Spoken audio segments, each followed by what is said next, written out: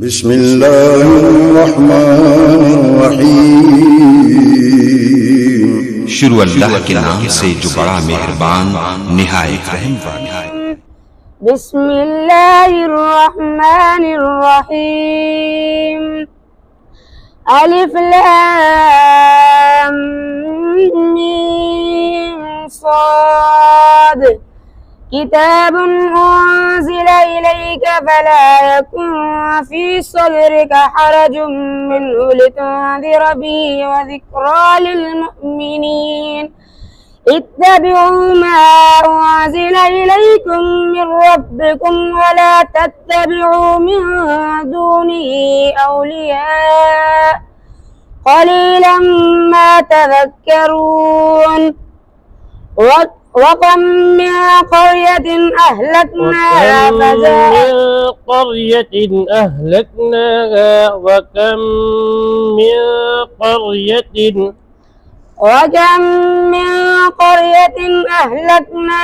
فجاء بأسنا بياتا أو هم قائلون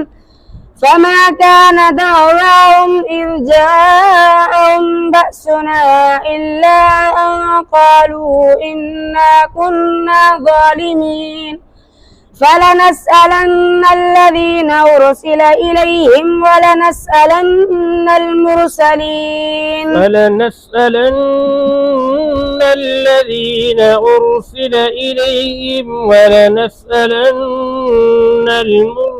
المرسلين فكن النجية فلنسألن الذين أرسل إليهم ولنسألن المرسلين فما كان دعواهم فلنقصن عليهم بعلم وما كنا غائبين والوزن يومئذ الحق فمن ثقلت موازينه فأولئك هم المفلحون ومن خفت